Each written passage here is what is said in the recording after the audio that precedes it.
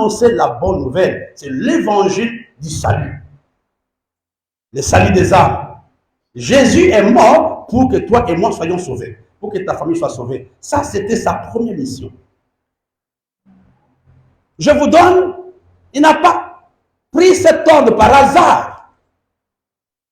C'était selon le priorité. Et la deuxième mission que Jésus lui-même explique, il dit, il m'a envoyé pour guérir ceux qui ont le cœur brisé. Le titre de mon message de ce matin, je l'ai intitulé « Jésus, le médecin par excellence des blessures du cœur ». Jésus, le médecin par excellence des blessures du cœur.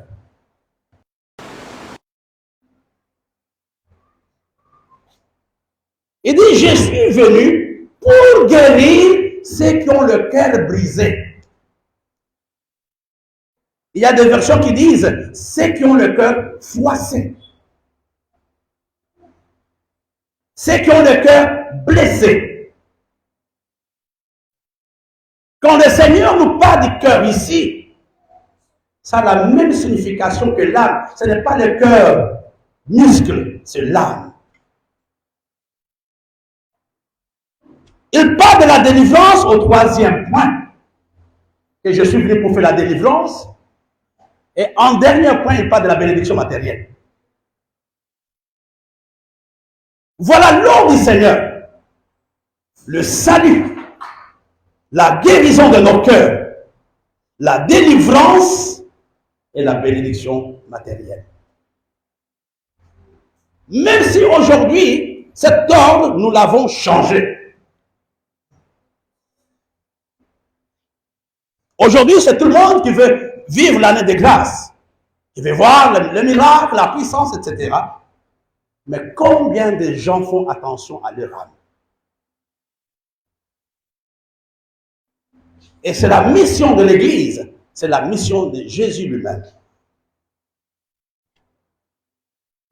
Passez rapidement Ésaïe chapitre 61, versets 1 à 3.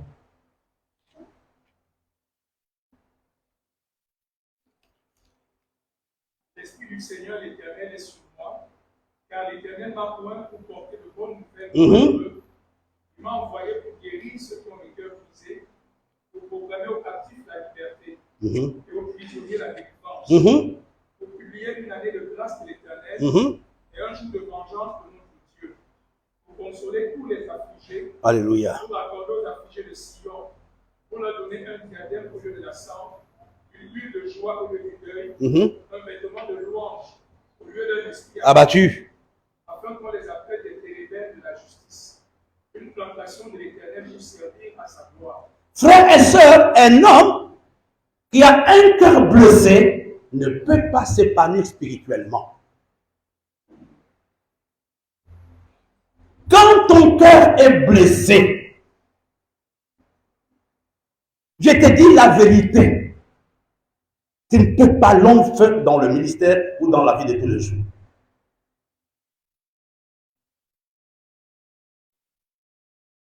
Est-ce la raison pour laquelle il est recommandé régulièrement aux serviteurs de Dieu d'avoir ce que j'appelle la cure d'âme? Pour localiser, il y a des gens parmi nous, même ceux qui me suivent, qui ont un mauvais comportement. Quand vous ne faites pas attention, vous allez vous arrêter au comportement sans connaître le soubassement de l'action. Mais Jésus est le médecin par excellence des blessures émotionnelles.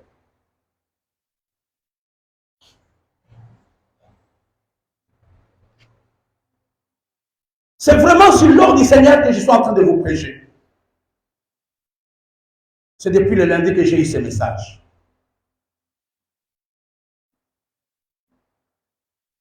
Un homme qui est blessé finit par blesser. Quand tu es vraiment blessé, tu vas blesser. On va voir ça dans la Bible. Allons dans le livre Genèse chapitre 4. Pasteur, aide-moi verset 23.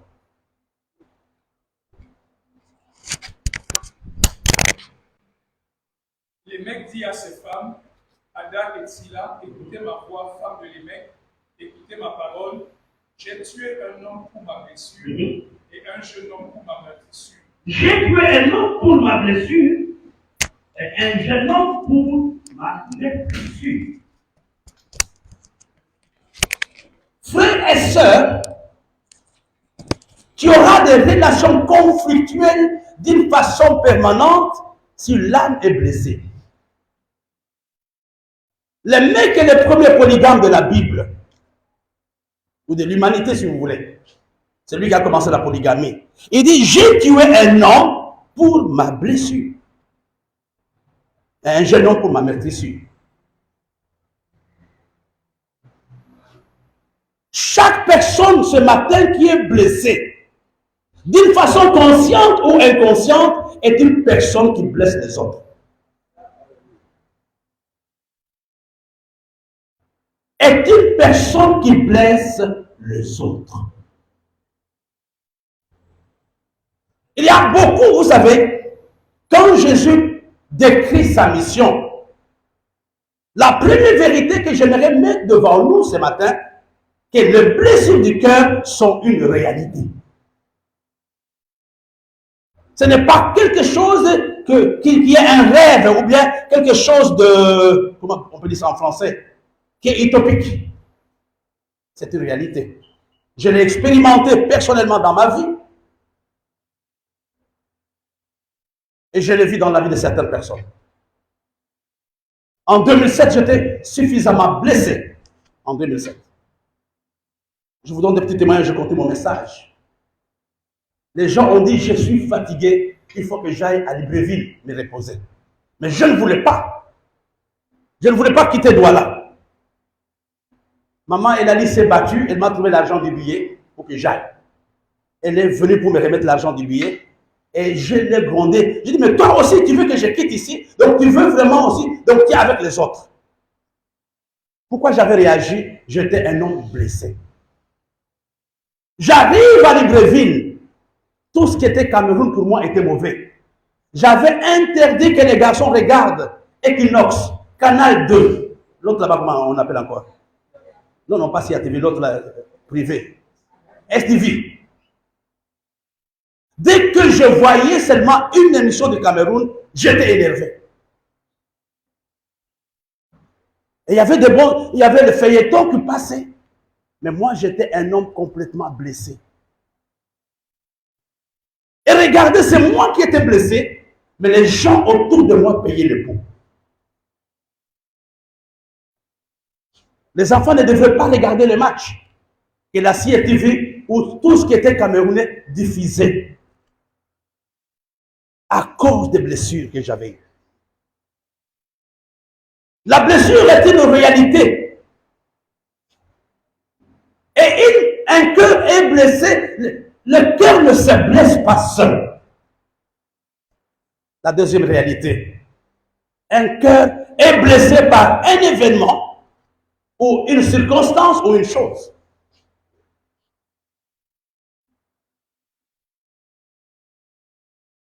J'ai rappelé à une sœur il y a quelques jours, en 2008, toujours pendant la période trouble, elle m'avait appelé, je l'ai reprise, excusez-moi les termes, je l'ai pratiquement insultée.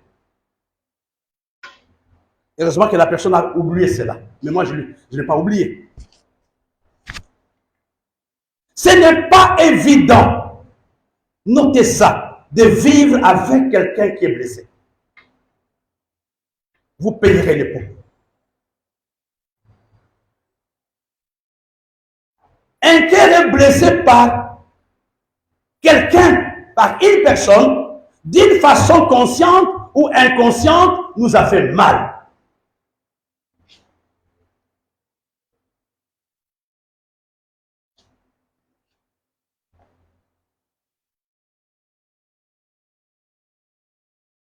D'une façon consciente ou inconsciente, nous a fait mal. La division de l'Église m'avait fait mal. Et je commençais à en vouloir à tous les Camerounais, qui m'aimaient pourtant. Quand on m'a raconté l'histoire qu'on m'avait mis l'argile quand j'étais enfant, j'en voulais aux Blancs. Pour rien. Ils n'étaient même pas là quand la chose s'est passée.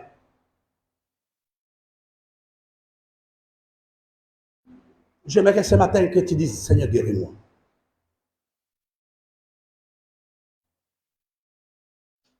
Moi, j'ai grandi avec un grand complexe.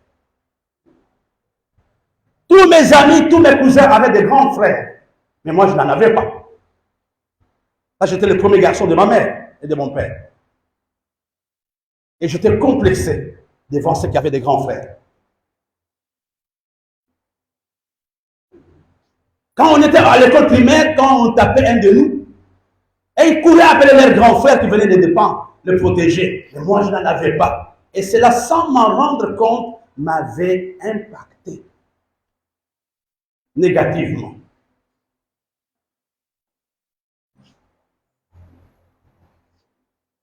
Un cœur est blessé par un homme, une femme, d'une façon consciente ou inconsciente, nous a fait mal. Un cœur blessé n'est pas objectif dans le jugement. Il pense que tout le monde est comme ça.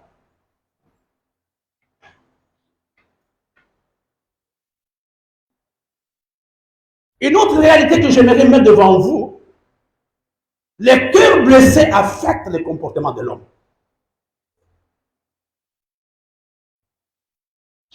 Ton comportement au quotidien, peut être influencé par ton cœur blessé. Souvent, je dis à certaines personnes que dans le deuil, on ne pleure pas la même chose. Quand quelqu'un est mort, on ne parle pas qu'on pleure la personne qui est morte. Chacun peut pleurer son mariage, peut pleurer son affaire, son business, son projet, il pleure. Mais vous pensez qu'il pleure la personne qui est là. Oh, il pleure autre chose. À cause de la blessure dans le cœur.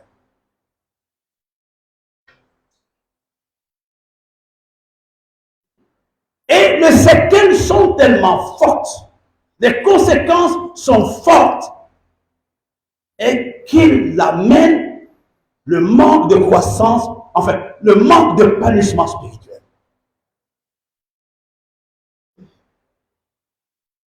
Un homme qui a un cœur blessé ne peut pas avoir une vie chrétienne épanouie.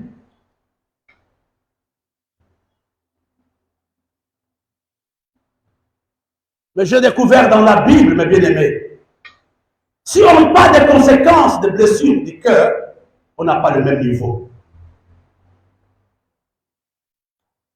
On peut avoir les blessures du cœur, mais on n'a pas le même niveau de la blessure. Allons dans Ésaïe.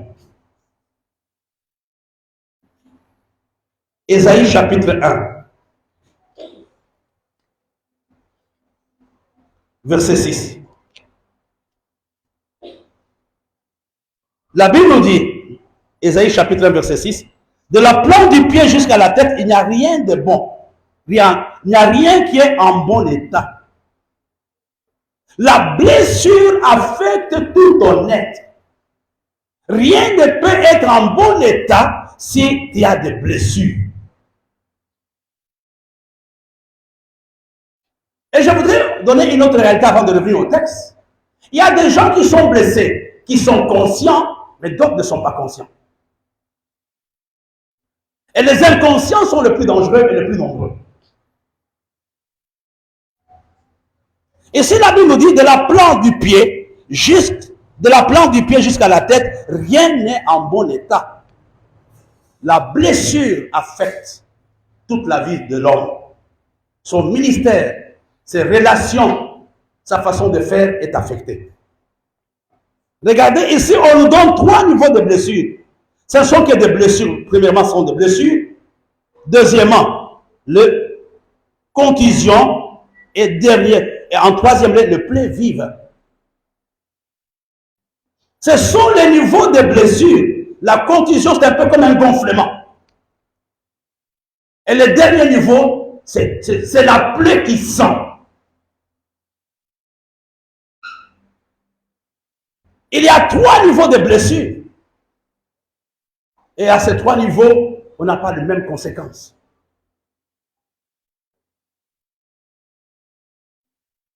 Mais sache, mon frère et ma soeur, que Dieu veut que tu sois guéri ce matin.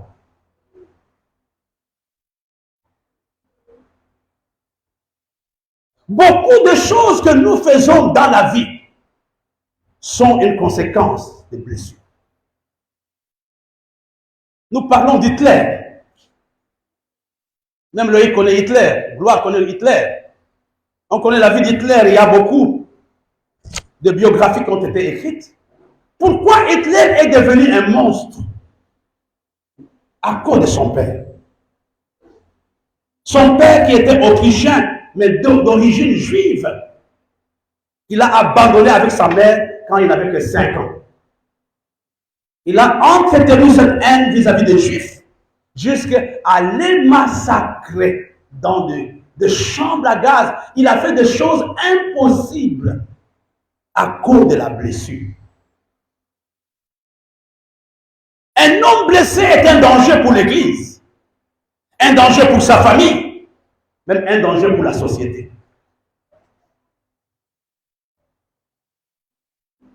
Dans le texte que nous venons de voir, il dit, ce sont des blessures de plaies vives qui n'ont été ni pensées, ni bandées, ni adoucies par lui. Je voudrais que je te dise quelque chose maintenant, Marie. Tu ne peux pas te guérir toi-même. Personne ne peut se guérir. On a besoin de l'aide.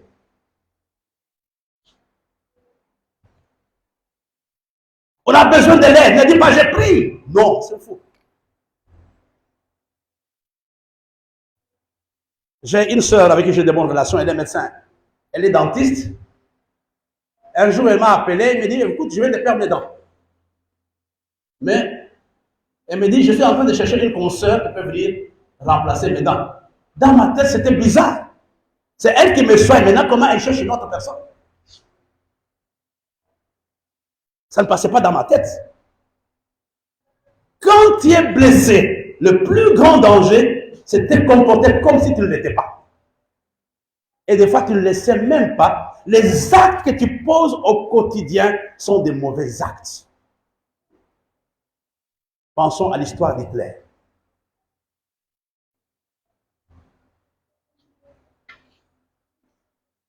Vous comprenez pourquoi c'est important? Nous avons besoin de l'huile. L'huile qui est l'image du Saint-Esprit. C'est le Saint-Esprit seul qui peut adoucir une plaie. Ce ne sont pas des réunions, ce ne sont pas des décisions. Mais c'est le Saint-Esprit qui est capable de penser la plaie de quelqu'un ce matin.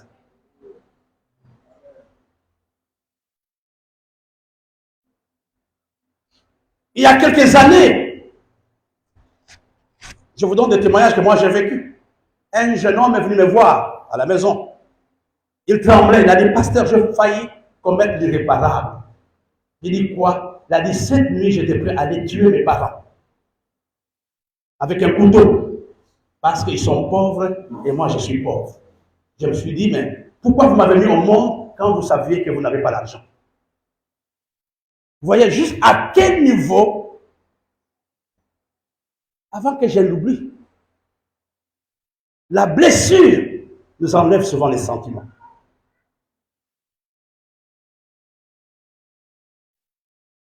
Dans le même témoignage que j'étais en train de lire, d'Hitler, on parle du tortionnaire, celui qui tuait les gens. C'était le cerveau pensant d'Hitler. C'était un jeune garçon qui avait perdu ses parents très tôt. Donc, toutes les méthodes pour tuer, c'était lui qui les concevait. Il s'est retrouvé seul. Son père était mort, sa mère était morte. La seule chose qui lui était restée, c'était un petit chat. Et le chat était, comment dire, son ami. C'est tout ce qu'il avait. Et quand Hitler passait, il voyait ce garçon jouer avec les chats. Il s'est intéressé, il a su exactement qui il était. Il a dit aux gens, je veux faire de lui un plus grand tortionnaire. Les gens ont dit comment? Elle a dit, je vais vous montrer. On l'a appelé, nous voulons travailler avec toi. Elle a dit oui. Il a dit, mais pour t'engager, il faut que tu tues ton chat. Il a dit, mais comment? Il a dit, il faut d'abord que tu tues ton chat. Et il a pris le chat, il a hésité, mais quand il a tordu, le chat était mort, et les sentiments de ces garçons étaient morts aussi. Et c'est lui qui a tué les Juifs avec des gaz, etc., etc., etc. Quand il y a des blessures, mon frère et ma soeur, même tes sentiments sont affectés. Tu peux pleurer là où tu n'as même pas besoin de pleurer. Tout y écoute selon ta blessure.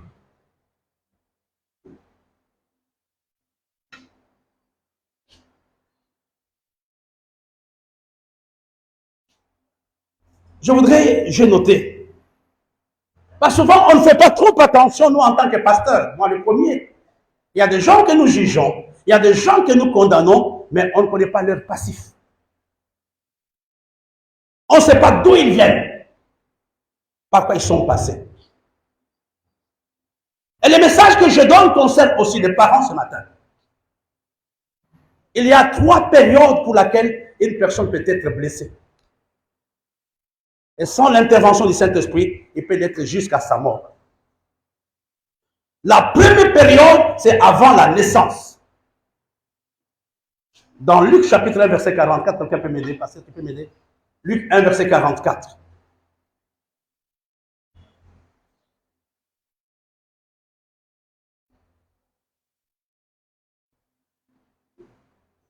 Car voici, aussitôt que la voix de ta salutation a frappé mon oreille, l'enfant a tressailli d'allégresse. Voilà. Quand la grossesse se passe dans un mauvais environnement, ça affecte directement l'enfant qui n'est même pas encore né. Et c'est la raison pour laquelle certains enfants qui sont l'accident, excusez-moi le terme, peut-être les parents n'ont pas planifié et ils ont un tel enfant. Ces enfants vivent dans un sentiment d'insécurité. Ils sont blessés. Et nous avons de tels enfants. Et nous avons besoin de la prière. Tout ce que tu fais pendant la grossesse est enregistré dans l'esprit de l'enfant. Il est déjà mauvais à cause de ce que tu as fait.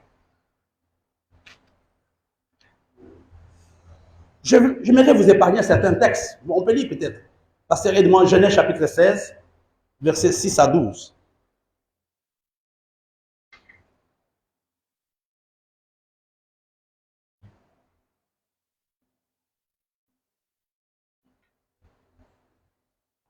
Genèse 16, versets 6 à 12. Abraham répondit à Sarai, voici ta servante est en ton pouvoir, agis à son égard comme tu le trouveras bon. Alors Sarai la maltraita. Jusque là, merci pasteur. Regardez, Sarah maltraita Agar qui était enceinte. Et quelle était la conséquence? Ismaël est devenu méchant jusqu'à aujourd'hui. À cause du comportement que Agar, plutôt que Sarah, avait infligé à sa maman. Nous sommes un tout, mes frères. L'homme, il est en même temps l'âme, le corps et l'esprit. C'est dans le livre de 1 Thessaloniciens chapitre 5, je pense. On ne doit pas négliger l'un au détriment de l'autre. Le mec dit, j'ai tué un homme à cause de mes blessures.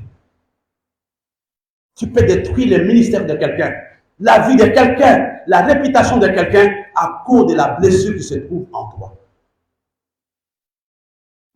Sans t'en rendre compte. Tu peux même rater l'éternité à cause de la blessure.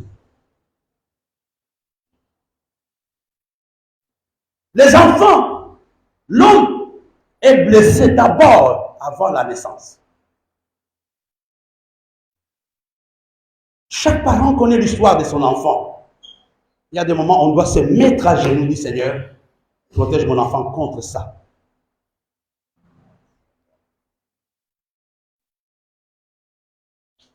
Ces enfants naissent dans un sentiment d'insécurité, d'instabilité. Et nous ne voyons qu'un aspect de l'iceberg. On ne connaît pas le soubassement d'où vient le comportement de cet enfant-là. Moi, je ne sais pas qu'est-ce qui passait dans la tête de ma mère. Bon, là, je vais arriver en deuxième lieu. Et la deuxième période pendant laquelle un enfant est blessé, c'est pendant l'enfance. Entre 0 ans jusqu'à 15-17 ans. C'est une mauvaise période pour l'enfant. La période d'Adriel, Israël, Péniela et les autres. Les Bora. C'est une période délicate. Et le diable profite de telle période pour pouvoir faire le dégât.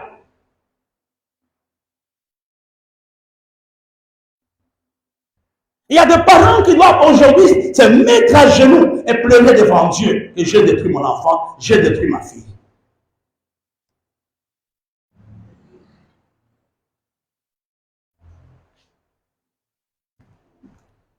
Je me rappelle une fois, quand le pasteur Mawit Bella a découvert comment on l'avait eu et tout ce qu'on avait fait, il était fâché avec nous pendant un temps. Il a dit, je comprends d'où me viennent les problèmes.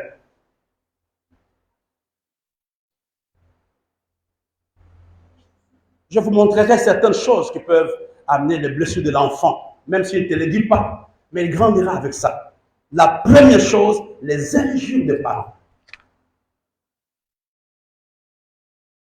On n'éduque pas un enfant en l'injuriant. Bon à rien. J'avais un grand front. C'est bien passé là encore là. Parce que j'ai un grand front. Ça a baissé un peu. Hein? Mais quand j'étais enfant, mon front était comme ça. Et c'était la plus grande insulte. Quand mes frères, mes cousins ne voulaient pas que je mange, ils disaient, où est-ce qu'on avait tué Jésus? Mais en Swahili, calvaire, donc calvaire. Si le monde est calvaire, je ne mange plus. J'ai grandi, je ne sais pas si le foie est toujours là, mais c'était un problème. Pour me faire mal, on disait, monde calvaire. C'était la plus grande insulte. Ma mère m'a insulté quand j'étais enfant. Elle disait, mais toi-même là, tel que tu es mince, est-ce que tu auras même des enfants? J'ai grandi avec cette idée que je n'aurais pas d'enfants. Et ma mère ne le faisait pas d'une façon méchante. Mais elle m'a balancé et j'ai enregistré. Je commençais à suivre le fil pour voir si j'allais mettre au monde ou pas.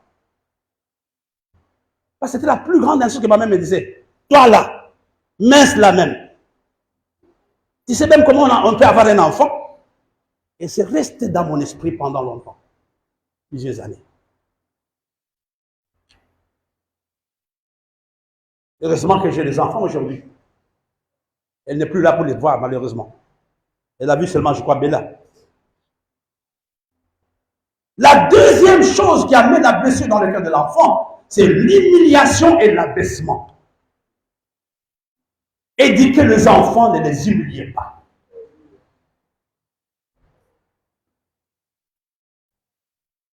Vous ne serez pas là quand l'enfant va grandir. Mais vous là, vous avez laissé un monstre.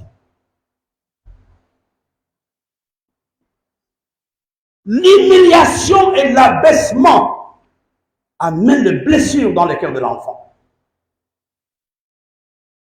L'enfant est une entité qui a besoin du respect, de l'honorabilité, de la considérer comme toute une personne.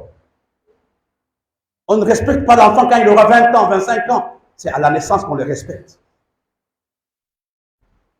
Ce sont des erreurs que nous avons commises, mais que nous avons vite corrigées. Je ne suis même pas un parent modèle, mais avec mes enfants, j'essaie de négocier. Et ça vous va, ça ne va pas, Dacia, tel. Est-ce qu'on peut faire ça, on ne peut pas faire ça? Je les consulte pour certaines décisions.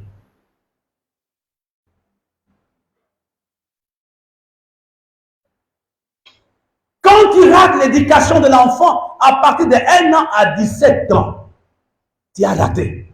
Il faut la grâce de Dieu. Il faut la grâce de Dieu. Il ne va pas changer. La troisième chose qui peut amener la blessure dans le cœur de l'enfant, les climats tendus entre papa et maman. S'il y a un cadeau que vous devez donner à votre enfant, ne vous chamaillez pas en leur présence. Ne vous insultez pas. Et ne prenez jamais vos enfants comme vos alliés, contre leur père ou contre leur mère. Votre maman, elle est toujours comme ça, hein? Votre papa, j'ai découvert là des enfants dehors. C'est la raison pour laquelle il n'a pas encore payé la scolarité. Et dès que le papa arrive, on voit un monstre dans la maison.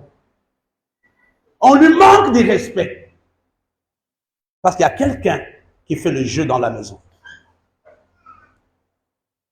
Il y a quelques années, les enfants sont venus me voir pour se plaindre contre une maman. Et nous sommes fatigués, maman insulte toujours notre père. Au lieu qu'ils se chamaillent entre eux, mais ils viennent toujours nous raconter des choses de mon père, de notre père. Cette maman l'a prié au rocher. Nous sommes fatigués. Nous risquons de nous suicider.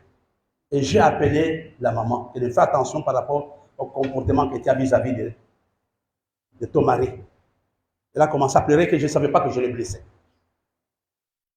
Ils ont le sang de ce monsieur-là. Ils ont le sang de cette femme-là que tu insultes. Tu ne peux pas l'insulter. Il y a une complicité du sang. Votre maman est prostituée. Votre papa est un bandit, il ne fait rien. On t'acclame, mais sache que tu blesses les gens. Même s'ils ne disent pas, tu es mauvais à leurs yeux. C'est moi qui paye tout. Votre papa ne fait rien. C'est moi qui fais tout. Votre maman ne fait rien. On ne fait pas ça avec les enfants. Vous blessez les enfants sans vous en rendre compte. La quatrième cause qui peut amener la blessure dans le cœur de l'enfant, c'est la mort précoce des parents.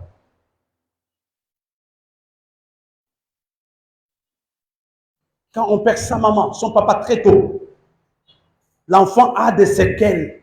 Il faut la grâce de Dieu. Tu peux tout lui donner, mais il faut la grâce de Dieu. Je connais une sœur dans l'église, je connais très bien. Mais à la mort de sa maman, cette fille a totalement changé. Totalement. Ce n'était plus la même personne.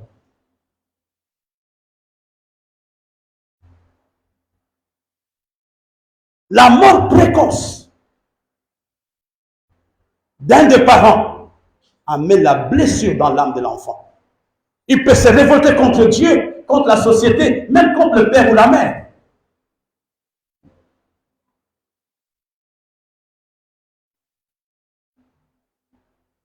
Est-ce que je parle à quelqu'un ce matin? Vous aimez mon message? Je vous attaque? Même si je vous attaque, c'est bien pour vous. La cinquième raison qui peut amener la blessure dans le cœur de l'enfant, c'est le divorce et le remariage des parents.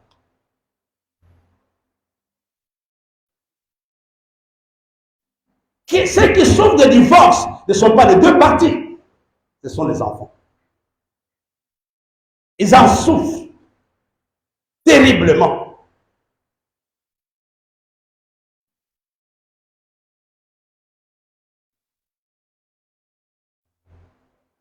Une fois, je disais à Barthélemy, quand tu vas te marier, il faut l'accord de Bora, de Imara et de Godlove. Ce sont eux qui vont te dire, vas-y maintenant.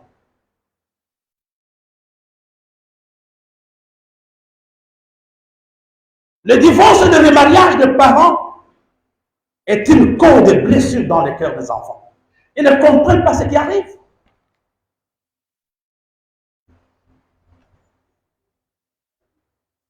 Et la blessure ne peut pas être guérie par les cadeaux. C'est le Saint-Esprit qui guérit.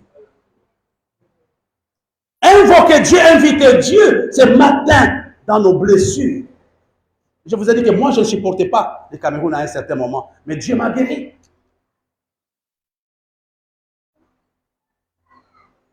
Une autre chose qui peut amener la blessure dans le cœur des enfants, c'est le viol et les attouchements sexuels.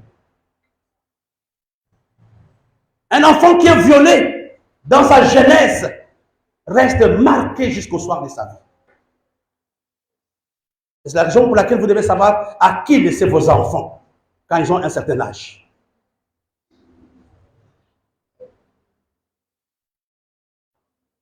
Quand l'enfant est violé, elle va se marier, mais quelque chose en elle a été détruit.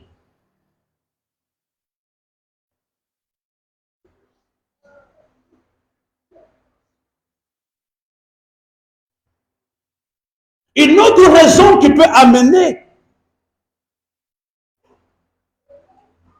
la blessure dans l'enfance, les fausses accusations.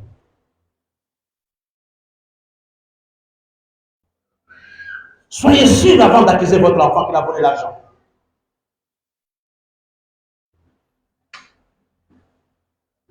Au mois d'avril, j'étais à Lubumbashi.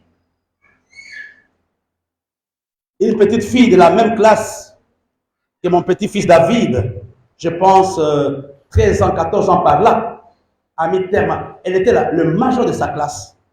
Elle a mis terme à sa vie en se jetant dans le puits. Pourquoi? Parce que sa maman l'avait soupçonné d'avoir volé 50 $. Mais quand elle est morte, on a trouvé que la maman s'était trompée de l'endroit où elle avait laissé 50 $, mais l'enfant était déjà mort. C'était en avril de cette année. Les accusations. Et une preuve avant d'accuser ton fils. C'est une puissance terrible entre les mains du diable, les accusations. Moi, quand j'ai été accusé, je suis rentré. Je ne raconte pas des choses. J'ai appelé Ben et Eddie. Je crois que j'avais commencé par Eddie. Est-ce que tu crois, moi, je pense que je suis un enseignant. Tu te rappelles? Je n'avais plus confiance de prêcher. À cause des accusations que je n'avais pas étudiées, etc., etc. Ben m'a beaucoup encouragé. Non, tu peux encore prêcher. On m'a laissé l'église à Libreville. J'ai fait 2 semaines où je ne voulais pas prêcher. Je n'avais plus confiance en moi. À cause des accusations. Et dit, tu peux te rappeler cette histoire? Je l'ai appelé, j'ai dit non, moi je ne peux plus. Est-ce que tu es sûr que je suis enseignant? J'ai appelé Clarisse. Elle n'était même pas encore pasteur. Tu penses que j'ai vraiment la grâce d'enseigner? Elle a dit, Bishop, vous le savez, vous avez cette grâce. Mais pourquoi j'ai perdu cette assurance? À cause des accusations. Moi qui avais déjà plus de 50 ans, et regarde un enfant qui a 14 ans, 15 ans, 16 ans, 17 ans, tu l'accuses faussement de choses que l'enfant n'a pas fait, tu es en train de faire un monstre dans ta maison. Excusez-moi de vous dire cela, la vérité, vous serez choqués. Nos enfants sont très rancuniers par rapport à nous. Ils nous gardent dans leur cœur jusqu'au soir de notre vie, nous devons faire attention. Ce n'est pas un acquis l'amour de ton enfant. Ce n'est pas un acquis. Luna peut développer une haine contre toi quand elle sera indépendante. C'est là où tu sais, mais Luna, c'est sur ta mère, elle a dit, fous-moi les camps. Tu sais ce que tu m'avais fait? Il te rappelle les vieilles choses. Que toi, tu as déjà des bâtons que tu as oubliés. Ah, ma fille, je ne savais pas. Mais toi, tu faisais ça pour le protéger ou la protéger. Mais elle n'a pas compris ça comme ça. En bon, c'est ce que tu fais. Je comprends. J'ai eu des cas comme ça à l'église, je ne peux pas vous donner de témoignage. On a failli perdre une fille à l'église. Elle est un cadre aujourd'hui quelque part. Elle découvre son papa à l'âge adulte. Elle dit à sa maman, pourquoi tu me l'avais caché? Que c'était pour ton bien. Mais elle n'a pas accepté. Je dis bagarrer pour amener cette fille-là à pardonner sa mère. Elle est toujours ici à Douala.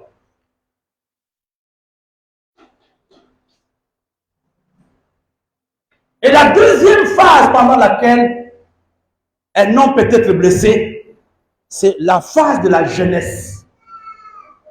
en 17 ans et 25 ans.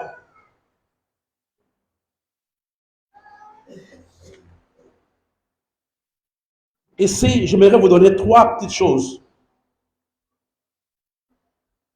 La première chose, la mauvaise gestion des émotions amoureuses. Quand une fille reçoit une déception, et moi, il faut faire attention avec les garçons, ils viennent vers toi, parce qu'ils vont te marquer. Ils vont te marquer. Mireille, ils vont te marquer. La mauvaise gestion des sentiments amoureux, quand ils te trompent, il y a une partie en toi qui est détruite.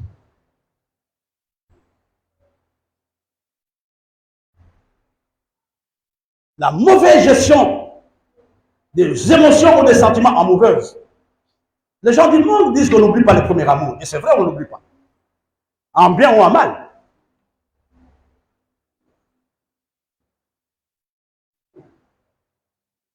Et la deuxième chose, dans l'âge ici, de la jeunesse, c'est la trahison.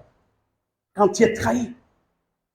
Quand l'enfant se sent trahi par les adultes.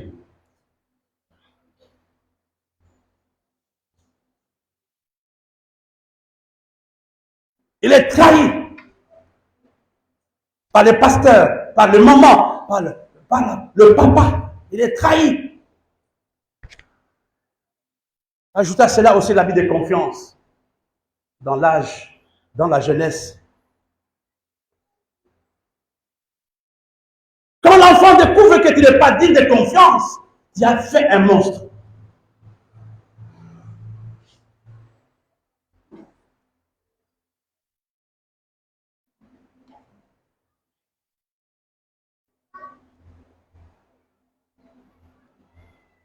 Il y a un pasteur qui m'a dit dans une réunion, il a dit on doit faire attention, nous sortons de la scène, mais nos enfants sont en train d'entrer. Aucun de nous n'a envoyé une expérience de vie dans la salle, je ne sais pas des adultes, au-delà de 50 ans. Peut-être le maximum que Dieu va nous garder, c'est 50 ans. Mais la plupart nous partiront avoir 50 ans. Et tu auras déjà détruit le ménage de quelqu'un, la vie de quelqu'un.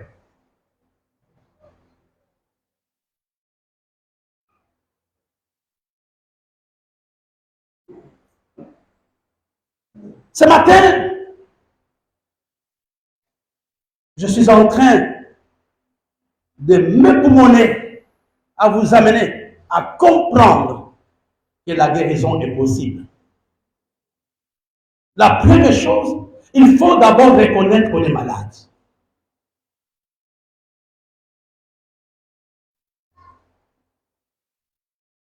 Et sans humilité, on ne reconnaîtra jamais qu'on est malade. Et la deuxième, non seulement reconnaître, mais être prêt à être aidé.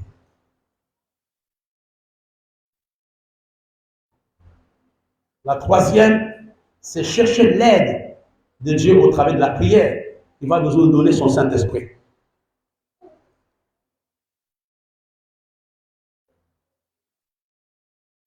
Ce matin, nous sommes ici, du haut de la chair. Dieu m'a donné ce message pour quelqu'un dans cette salle. Je vous l'ai dit en introduction qu'il est difficile de vivre avec quelqu'un qui est blessé. Tout ce que tu dis, il écoute selon lui. Non selon la vérité.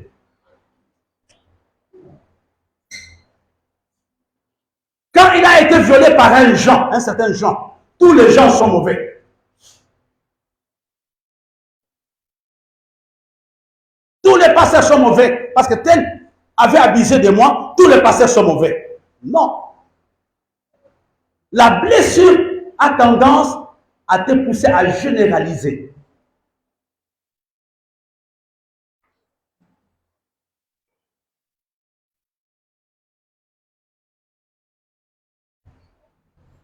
J'aimerais te dire, mon frère et ma soeur, ce matin, nous sommes là. Ce n'est pas un enseignement comme les autres. Il y a des gens dans la salle qui doivent être guéris. Et des fois, ils vont sombrer dans la drogue, dans la prostitution. Il faut savoir, ça vient d'où?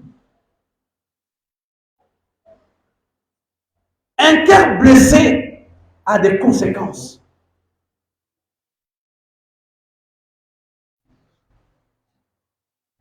Je vous donnerai 4 conséquences avant de terminer. Attends un tout petit peu. Il reste encore peut-être une dizaine de minutes, je vais terminer. Il y a des conséquences, mes bien-aimés. Pourquoi je vous donne des conséquences? C'est pour nous aider, toi et moi, à nous examiner s'ils ne sont pas des hommes et des femmes blessés. La première conséquence, ce sont des conséquences physiques qui amènent ce qu'on appelle le maladie psychosomatique. Les maux d'estomac, gastrite, hypertension précoce, ce sont des maladies psychosomatiques qui sont dans la vie de ceux-là qui sont blessés, mais qui n'ont pas le courage de parler.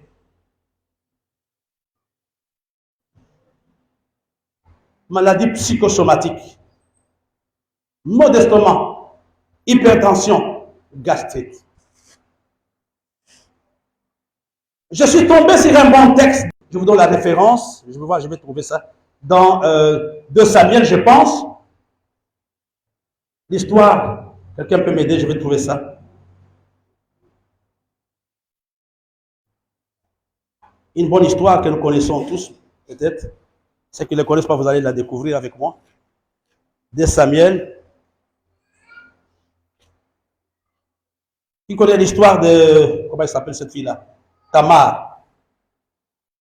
Tamar, ma soeur, vient faire 2 gâteaux sous mes yeux. Que je les mange. Non, comment d'abord à partir du verset 2?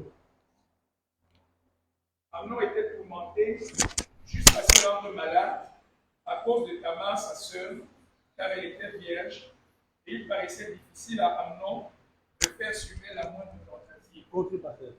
Amnon avait un ami nommé Jonadab, fils de Shiméa, frère de David. Et Jonadab était un homme très habile. Il lui dit, pourquoi deviens-tu ainsi chaque matin, mère, toi, fils de roi? Ne veux-tu pas me le dire? Amnon lui répondit, j'aime Tamar, sœur d'Absalom, mon frère. Jonadab lui dit, mets-toi au lit et fais le malade. Quand ton père viendra le voir, tu lui diras, permets à Tamar, ma sœur, de venir me donner à manger. Prépare un mets sous mes yeux, afin que je le voie et que je le prenne de sa main. Amnon se coucha et fut le malade. Le roi vint le voir, et Amnon dit au roi, je te prie, que Tamar, ma sœur, vienne faire 2 gâteaux sous mes mains dans l'intérieur des appartements, va dans la maison d'Amnon, mon frère, et prépare lui un mets. Tamar alla dans la maison d'Amnon, son frère qui était couché. Elle prit de la pâte, la pétrit, et prépara devant lui les gâteaux, et les fit cuire. Prenant ensuite la poêle, elle les versa devant lui. Mais Amnon refusa de manger. Il dit, faites sortir tout le monde. Et tout le monde sortit de chez lui. Alors Amnon dit à Tamar, apporte maintenant, je te prie, parle au roi, et il ne s'opposera pas à ce que je sois à toi. Mais il ne voulut pas l'écouter. Il lui fit violence, la déshonora et coucha avec elle. Puis Amnon eut peur pour elle. Puis Amnon eut pour elle une forte affection, plus forte que n'avait été son amour.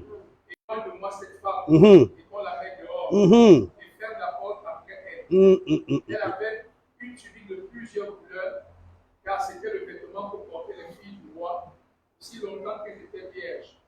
Le serviteur d'Amnon la mit dehors et ferma la porte après elle. Tamar répandit de la cendre sur sa tête et déchira sa tunique bigarrée. Elle mit la main sur sa tête et s'en alla en poussant des cris.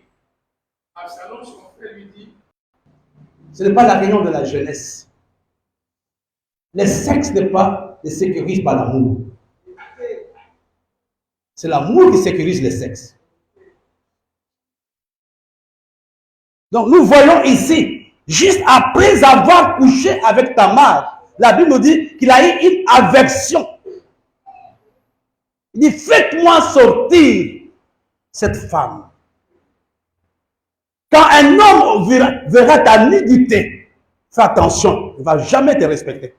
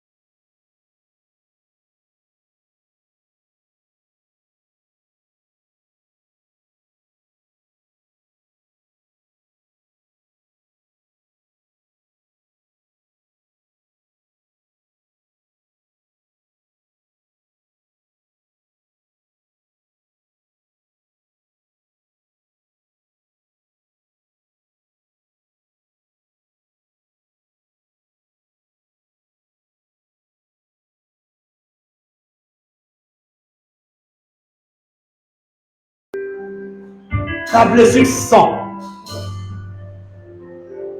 Ta blessure t'aveugle.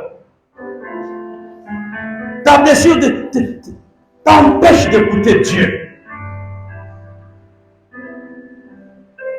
Dans le mariage, la blessure du cœur peut amener la frigidité. Mais ce matin, on est là devant Dieu pour dire, Seigneur, guéris-nous.